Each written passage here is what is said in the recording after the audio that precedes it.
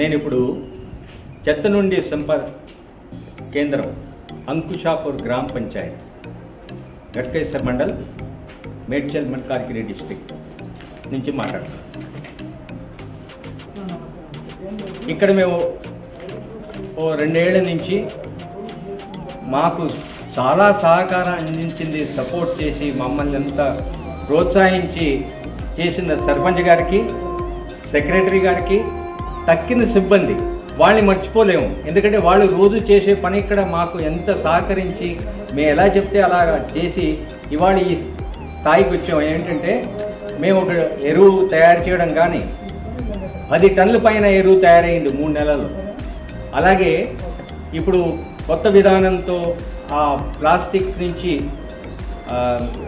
Waste నుంచి ఈ ఇటుకలు తయారు చేయడం కానీ, సిమెంట్ చేసి ఆ సిమెంట్తో ఇటుకలు తయారు చేయడం కానీ, ప్లాస్టిక్ కవర్ల నుంచి ప్లాస్టిక్ బ్రిక్స్ తయారు చేయడం కానీ, తడి చెత్తను ఎండబెట్టి ఆ ఎండబెట్టిన ఆకులు పుల్లలు వాటితో బ్రికెట్స్, బయోమాస్ బ్రికెట్స్ తయారు చేయడం కానీ, ఇవన్నీ కూడా మేము ఇక్కడ తయారు చేయగలిసామంటే గ్రామ పంచాయత్ చాలా సహకరించారు, మమ్మల్ని ప్రోత్సహించారు. మేము దాని వాళ్ళకి మా కృతజ్ఞతలు తెలుపుకుంటున్నాం.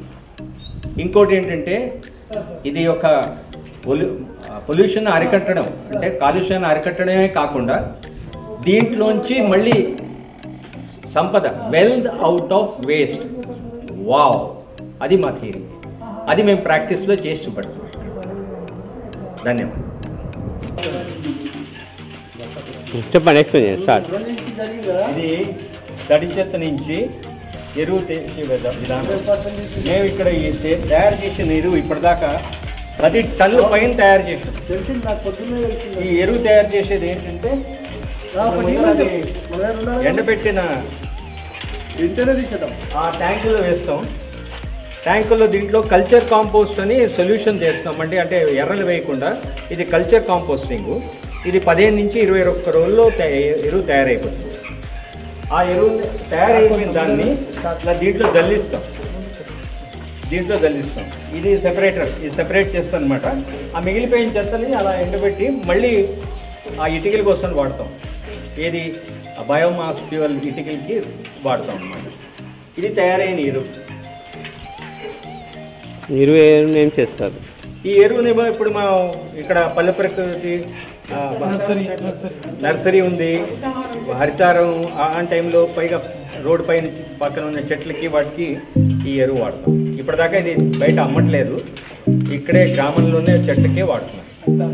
హరితారం చెట్లకి, తర్వాత ప్రకృతి వనం ఉంది, ప్రకృతి వనంలో హరితారం సంబంధించింది, అప్పుడు ఇది వాడతాం. 2 లాభాలు. ఒకటి, గ్రామ పంచాయతీ ఈ ఎరువు బయట కంట్రోల్ చేసుకోకుండా ప్రకృతి వనం, నర్సరీకి, హరితారం టైంలో మొక్కలకి, చెట్లకి ఇది వాడుకోవచ్చు. దీంతో ఇది బయట కొనుగోలు చేస్తే అది 10 రూపాయల కేజీ, 20 రూపాయల కేజీ. ఇప్పుడు మేము తయారు చేసింది 10 టన్నులు. అంటే ఎంత ఆదాయం వచ్చింది గ్రామ పంచాయతీ? సేవింగ్ ఎంత అయింది? 10 టన్నులు, 10 రూపాయలు వేసుకున్నా కూడా చాలా ఆదాయం. అందుకు తడి చెత్తని